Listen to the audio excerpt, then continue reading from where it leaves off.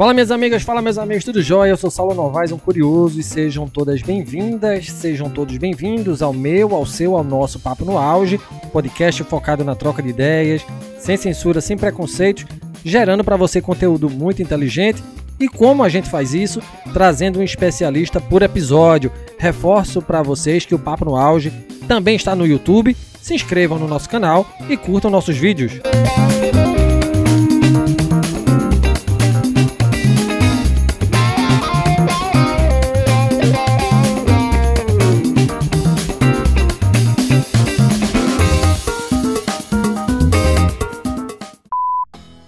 Mudar o mundo, meu amigo Sancho, não é loucura, não é utopia, é justiça. Essa frase está contida no livro El Ingenioso Hidalgo Don Quijote de la Mancha, escrito pelo espanhol Miguel de Cervantes Saavedra, cuja primeira publicação data de 1605. Don Quijote de la Mancha, esos son el nombre y el título con los que pasaré a la historia, junto con Amadís de Gaula y Sir Lancelot del Lago. Um livro que ultrapassa gerações e que é considerado por muitos como o maior romance de todos os tempos.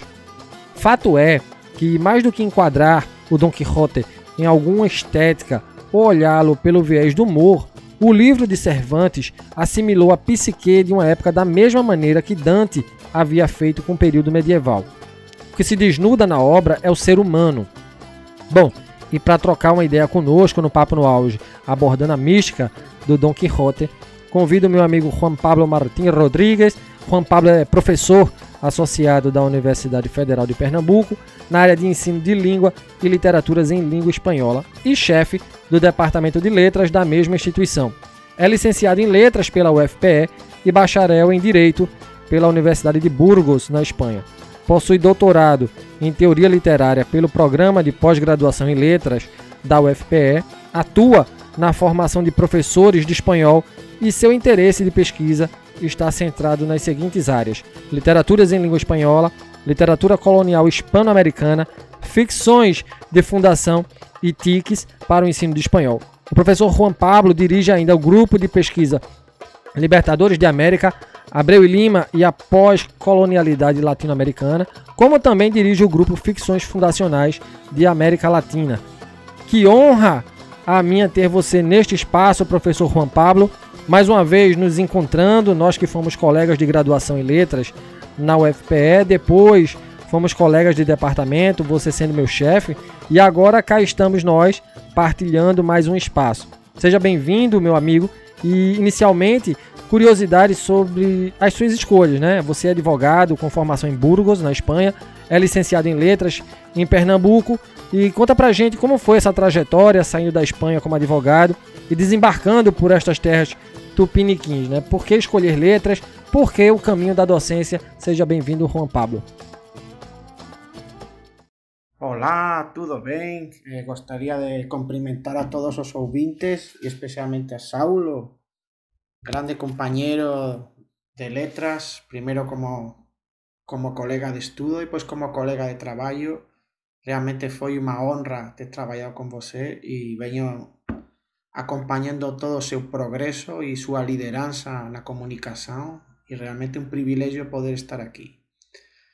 Bem, eu não vou falar muito sobre mim porque acho que aqui o foco seria falar sobre Don Quixote. Talvez minha vinda ao Brasil seja algo quixotesco porque toda a minha vida foi encaminhada um pouco a trabalhar na área jurídica, mas eu realmente não queria trabalhar na área repressiva e escolhi a educação. Aí eu reiniciei meus estudos no Brasil e sou professor de espanhol e curiosamente de português também. Tive o privilégio de estudar com Piedade de Sá, com Marcuschi, com várias grandes figuras, com Vicente Masipi, enfim. E, bom, essa trajetória é a que mais ou menos você descreveu agora, não? E, bom, espero poder entrar já diretamente em matéria de Don Quixote. Um grande prazer ter você aqui, meu amigo Juan. Sobretudo um desbravador, né? Assim como o Don Quixote. E antes de entrarmos propriamente no livro, professor, precisamos falar sobre o pano de fundo, né? Sobre o contexto do livro. Como estava a Espanha do século XVII, época em que o Miguel de Cervantes teceu sua maior obra. Yo, Don Quijote de la Mancha, reviviré esos días, ese pasado, tan brillante en gloria, del que todos hemos leído alguna vez. Sobre a España da época, querido Saulo e ouvintes, é unha época, aquela época do século XVII, inicios do século XVII, unha época moito similar a nosa. Já existe a globalización naquela época e España ten un papel importante, así como o Brasil ten un papel importante de intermediarios e realmente ya comeza a ter o dominio das compañías das Indias orientais e occidentais holandesas, británicas, o sistema de Europa do Norte, ¿no?, que comeza a dominar, e España fais un pouco o que fais en este momento, un pouco traballa como ser o policial no Mediterráneo, ¿no? Inclusive o propio Cervantes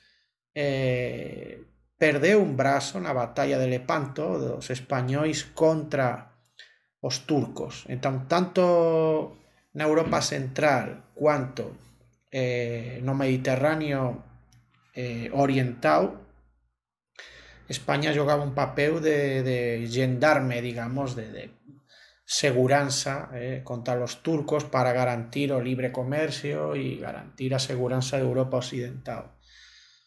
E Cervantes realmente consegue escrever naquela época un bestseller. A imprenta ya está funcionando a todo gás. A lingua española non apenas se fala en España, é unha lingua importante en toda Europa Occidental. Você ten edicións en Roma, edicións en Amberes, en París, varias cidades fora de España se publicaba, tamén en América. Entón foi un libro moito vendido. Mesmo así, debemos pensar que a maioría da populación era analfabeta. Entón era un libro pensado para ser lido en voz alta. Non había TV, ni radio, ni... Entón, era costume nas vendas, ¿no?, nos lugares de tránsito, nas tabernas, en fin, ler poemas, ler narrativas, moitas veces esas narrativas que o propio libro ironiza, ¿no?, que o propio libro fai esa parodia, ¿no?, literatura de aventuras, de caballeresca, en fin, máis ou menos esa época é a que encuadra, e unha época na cual ya se ve o papel decadente de España. España coloniza o maior imperio da historia, así como Simón Bolívar é o libertador da mellor área terrestre da historia. España era aquele colonizador que tamén naquela época gobernaba o Brasil, Filipinas, era un imperio inmenso, mas apenas unha parte da populación disfrutaba desa globalización. A maior parte dese ouro, desos lucros terminan en Amberes, en Ámsterdam, en París, en Veneza, en Génova, en Zúrich, onde están os grandes, en Hamburgo, onde están os grandes banqueros, os grandes financistas e os capitalistas modernos, ¿no?, que participan de sociedades, en fin. Máis ou menos esa é a época. Tal vez sus días de aventura hayan acabado. Nunca. Nunca os lo aseguro, ni para mí ni para el mundo. Ya lo veréis. No capítulo A Herança Depreciada de Cervantes, do livro A Arte do Romance, escrito por Milan Kundera, autor de A Insustentável Leveza do Ser, o crítico e romancista afirma que o Dom Quixote instaura uma nova modernidade não cartesiana inserida na experiência concreta da vida, protegendo-a contra o esquecimento do ser. Dito isso, e aproveitando sua fala a respeito do contexto espanhol da época, como esse cenário impacta na construção do livro, na criação das personagens, professor Juan? Como se dá o humano na obra clássica de Cervantes? Tu nombre también ha de ser conocido. Ahora serás el fiel corcel de un caballero andante. Ya no eres un rocín normal y corriente. Durante días y noches, largas y largas noches, te he buscado un hombre alto, sonoro y significativo. Ahora te llamarás Rocinante. Sim, eu acho brillante esa leitura de Kundera, ¿no? Bom, é difícil encontrar unha época en que os grandes romancistas, os grandes teóricos da literatura non teñan tratado de Don Quixote, ¿no? Don Quixote é a grande obra barroca e esa humanización provén, no meu ponto de vista, como você viu preclaramente, na construción das personaxes. Don Quixote é un antiherói, non ten nada a ver con o herói clásico, precisamente a parodia parte sobre iso. Parodia carnavalesca, como diría Bakhtin, ¿no? E primeira novela moderna, como, en fin, como diría Lukács, porque aquele herói pode ser cualquier un de nós.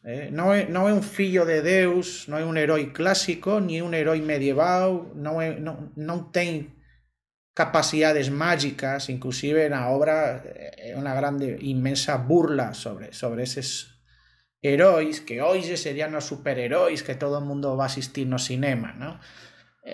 Persoas perfeitas, ¿no? Mulheres perfeitas, homes perfeitos que ten sempre justos, sempre e non deixa de ser esa parodia e ese rir sobre iso. E o contraponto de Don Quixote, de aquele louco home ya vello que é el fidalgo, mas un fidalgo pobre, ¿no?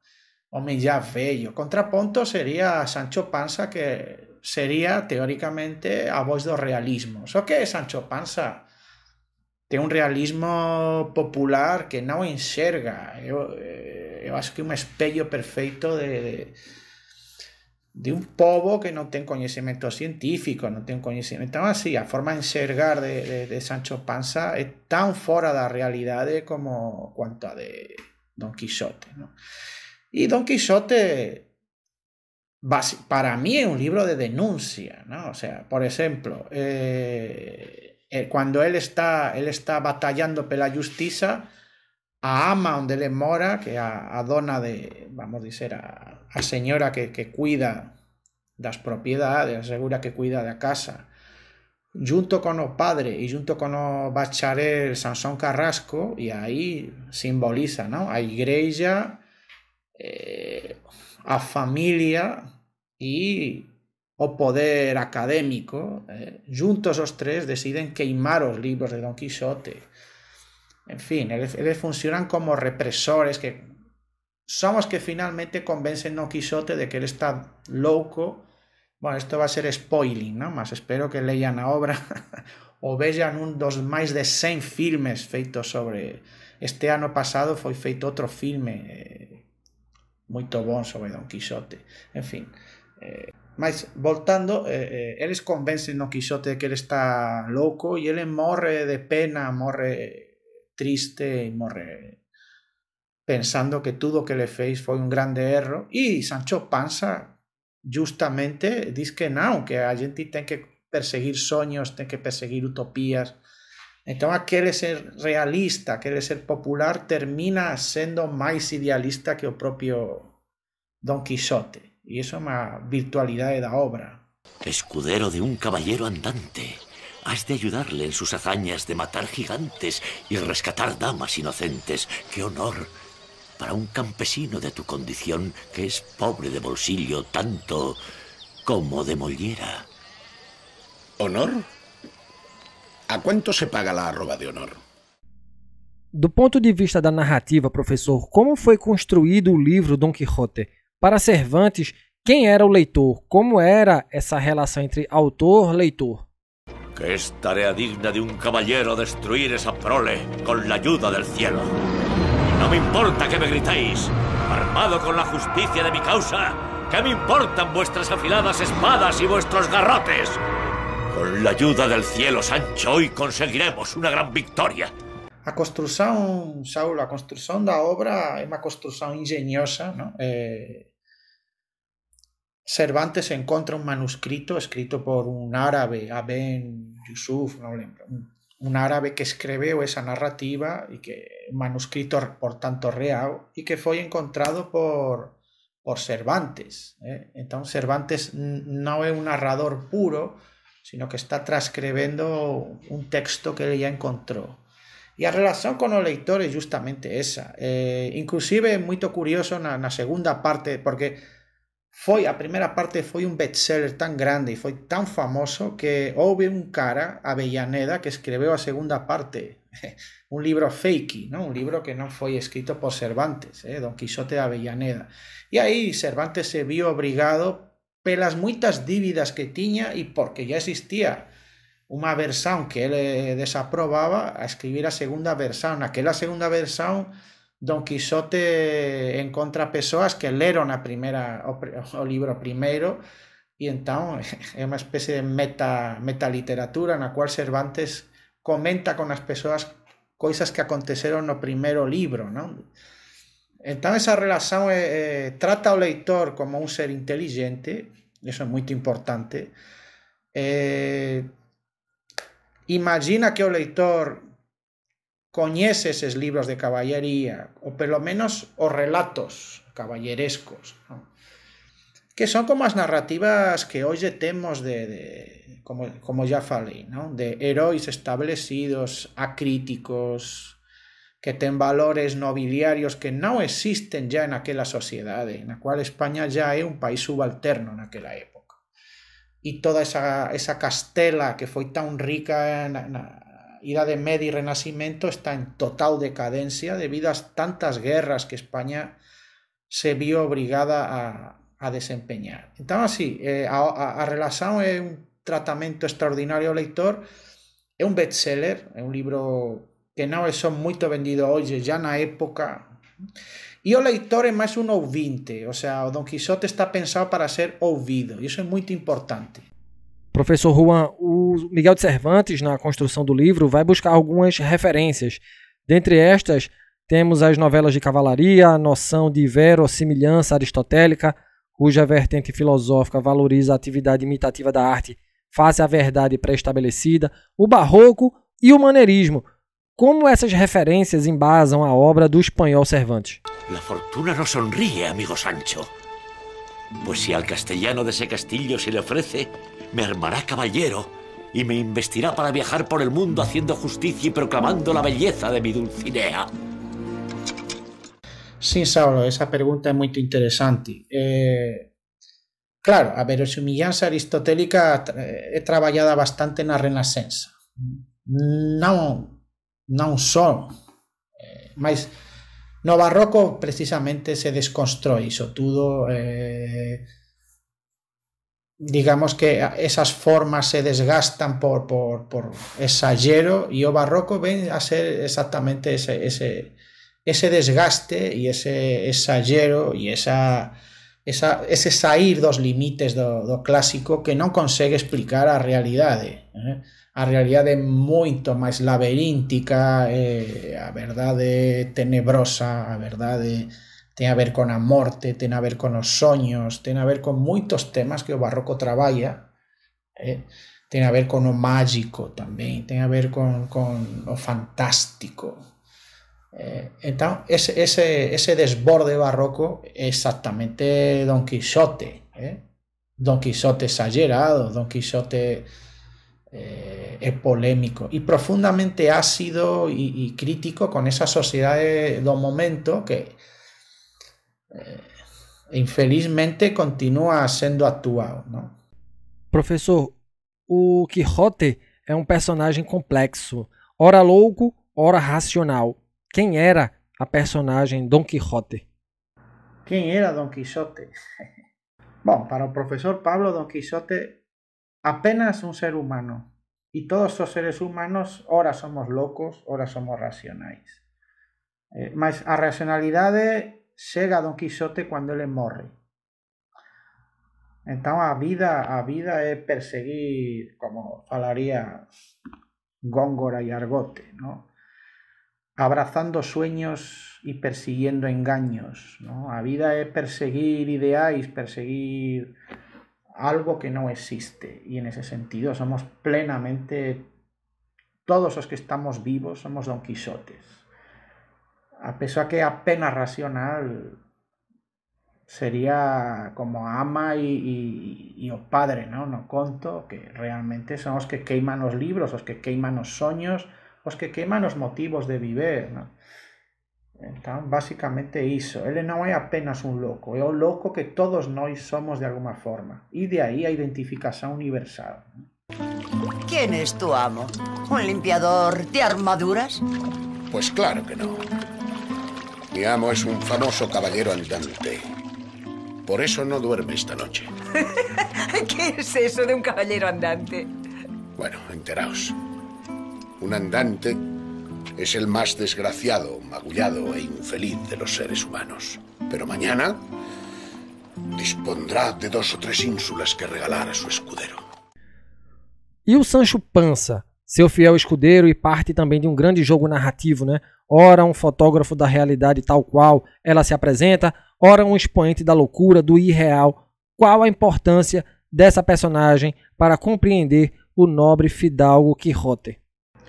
Sancho Panza vem sendo estudado ultimamente. É uma personagem muito mais importante do que parece, porque ele começa como contraponto. Simplesmente, ele começa como contraponto de Don Quixote para mostrar a loucura de Don Quixote. Mas no segundo libro, ¿no? A segunda parte de Don Quixote, de Cervantes, porque ten o apócrifo de Avellaneda, ¿no?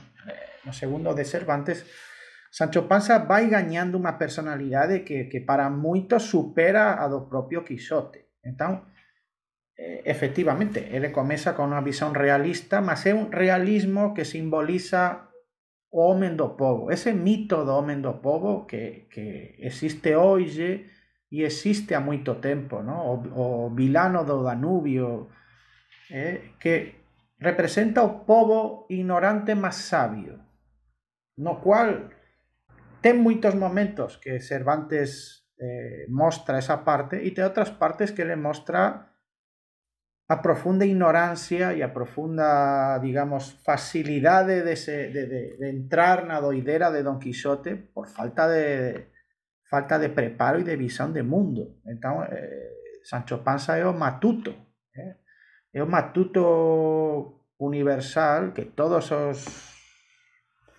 povos, todas as dictaduras gostan de enfatizar a importancia dese ese camponés que nele están os valores patrios e esas coisas. Mas tamén é unha relación que você viu moito ben de amor e odio, porque tamén Sancho Panza, para facer unha, digamos, unha piada, ¿no? Unha grande brincadeira, nomea nele gobernador de unha ínsula, e cando ele chega lá naquela ínsula sorprende como ele é moito máis sabio, moito máis justo que os bacharéis impartindo a justiza, ¿no? Pertence a toda unha tradición que sobre persoas humildes que serían moito mellores gobernantes que persoas letradas, ¿no? Forma parte dese mito, digamos. E por outra parte é o ouvinte ideal de Don Quixote, cando Don Quixote tamén é unha parodia tamén dos libros chamados Speculum Princeps, que son libros de dar consellos aos príncipes, ¿no? Por exemplo, Cortesano de Castiglioni, O Príncipe de Maquiavel, Utopía de Moro, varios libros. Existe toda unha literatura de dar consellos aos príncipes de como gobernar ben. E Don Quixote moitas veces, cando está cabalgando, ensina a Sancho Panza de como gobernar ben. E Sancho Panza é o contraponto lúdico, contraponto irónico, con as preguntas aparentemente ignorantes, mas que desconstroen todo ese edificio de ideas fantásticas ou ideológicas que na realidade non se aplican no campo da política, da empresa ou da familia ou da vida, ¿no? Entón Sancho Panza é un personaxe tan importante ou máis que Don Quixote. Fueron días tan afortunados. Salir de esta dolorosa tristeza. Este no es tiempo para morir. Volveremos a cabalgar, a desafiar al caballero de los espejos o a a sentarnos a cenar con unos duques. No. Se acabó, Sancho. Ya se acabó. Tus aventuras están en tu casa, con tu mujer e tus hijos. Vamos falar de amor, professor Juan Pablo. O Dom Quixote nutre um amor pela soberana e altiva senhora Dulcinea de Toboso. Como é visto o amor no livro, professor, sendo o amor algo muito tratado nas novelas de cavalaria? Sí, o amor que Don Quijote nutre por Dulcinea é como o amor que todos nós nutrimos por algo ou por alguém. E não passa de ser uma ilusão, de ser algo que é um autoengano, mas que é imprescindível para o percurso da narrativa. Não? Então, Cervantes é mestre porque ele consegue fazer-nos rir do que é o amor e mostrar-nos a importância do que é o amor ao mesmo tempo. Porque não existiria Don Quixote sem Dulcinea. Ele tem que atacar os malvados, as injustiças, perseguir os monstruos, libertar os presos injustamente presos. Isso tudo ele tem que fazer e dedicar essas façanhas ao amor impossível que é Dulcinea do Toboso. Então, o amor como motor e o amor como miragem, como em espanhol seria espejismo, seria algo fora da realidade, não? Algo ridículo também, mas ao mesmo tempo algo que nos humaniza, não? Lo he decidido. Sois mi señora Dulcinea. Un caballero andante sin amada es una viña sin uvas, un huevo sin sal, un cuerpo sin alma. Para fecharmos, professor, qual é o grande legado do livro Dom Quixote, essa obra atemporal? Na realidade, tem poucas obras atemporais. Don Quixote continua sendo uma obra atemporal porque consegue retratar o ser humano, e eu acredito que não apenas o ser humano ocidental. O ser humano persegue utopías, persegue amores, persegue suas ideias, seus projetos de vida, que quando você morre, é muito importante essa passagem em Don Quixote. Quando você morre, diz, e isso tudo para quê? Então, o pleno racionalismo, que é o que triunfa, não? Apesar que Descartes, já dessa época de Cervantes, mas o domínio da razão domina no Renascimento. O Barroco não é que seja contra a razão, mas entende que a razão não explica tudo. E por isso o Barroco foi recuperado pelos românticos e foi recuperado pelas vanguardas do século XX e XXI. Mas foi muito detestado durante muitas épocas, porque o Barroco dá importância, e a obra de Don Quixote dá importância aos sentimentos, emoções, a parte mágica, a parte teológica, as partes da vida que não se explicam pela razão. E a mais importante, a gente já comentou, não? O amor, o governo ideal, as relações ideais, o herói ideal. São ideias que estão aí e que tem algo de falso, mas tem algo de necessário. Você não vive sem isso. Eu acho que esse é o legado atemporal. E chegamos ao fim deste episódio do Papo no Auge. Hoje conversamos com o professor do Departamento de Letras da Universidade Federal de Pernambuco, doutor em Teoria da Literatura, Juan Pablo Martín Rodrigues. Professor, muito bacana o nosso papo de hoje, uma conversa linda sobre uma obra que ultrapassa barreiras temporais. Obrigado por partilhar tanto conhecimento conosco. E para entender mais sobre o universo criado por Miguel de Cervantes, quais outras referências o senhor indicaria para tentar entender a grandiosidade dessa obra? Querido tío, ¿dónde habéis estado tanto tiempo? ¿Dónde? Soñando y viviendo en otro mundo. Espero no llorarlo demasiado.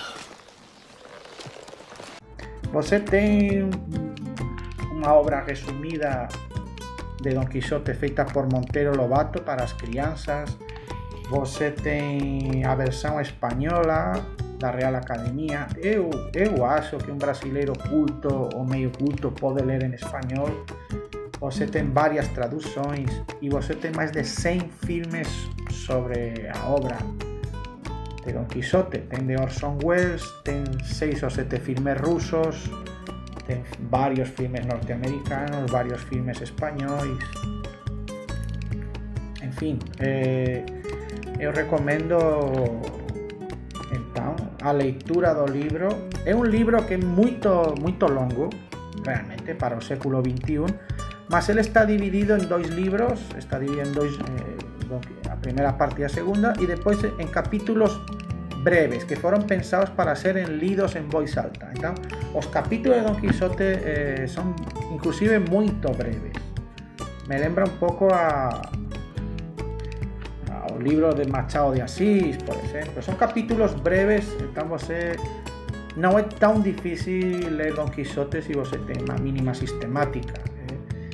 E às vezes tem histórias de pastores, histórias por meio que você simplesmente pode pular se quiser ir às partes principais. Então é um livro que não é difícil, apesar que da época barroca, ele foi feito para ser compreendido pelo povo, ou seja, para ser ouvido. Não é um livro para ser lido apenas, para ser ouvido. E, portanto, é um livro que não é tão difícil de entender, especialmente se você for latino, não? Eu tinha um colega inglês que não conseguia entender Don Quixote porque diz, ele é doido. Mas para pessoas latinas, e para mí latino, todos os que falam línguas latinos, romeno, italiano, espanhol, português, francês, todos os povos latinos, eu acho que entendem bastante bem o que está por detrás enfim, eu acho que não é difícil aceder. Tem uma série de desenhos animados também, que eu acho que em YouTube você encontra. Então, é uma obra que você tem online no Centro Virtual Cervantes. Então, você, se não tiver dinheiro, pode ler no celular.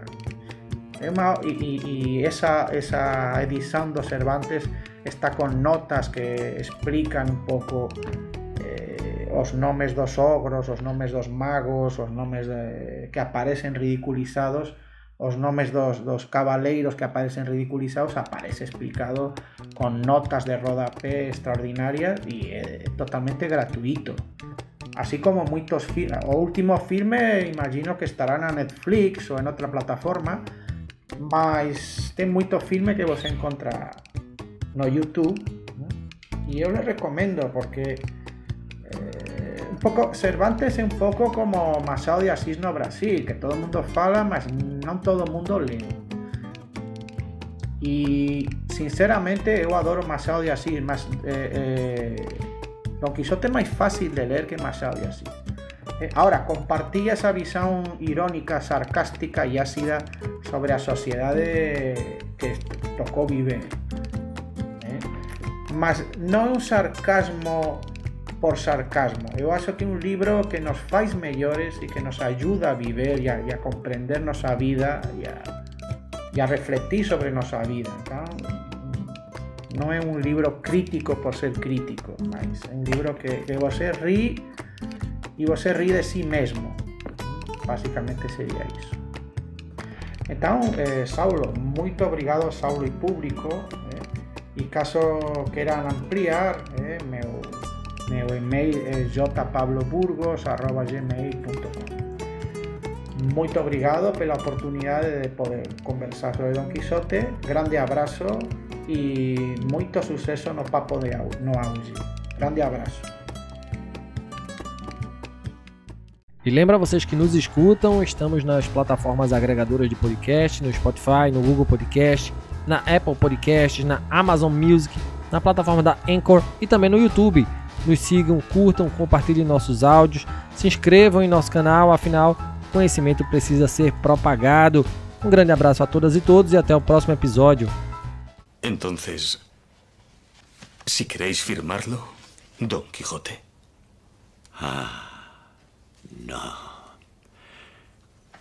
No, Don Quijote. Alonso Quijada. un señor de la Mancha, con no mucha fortuna, pero con buenas amistades.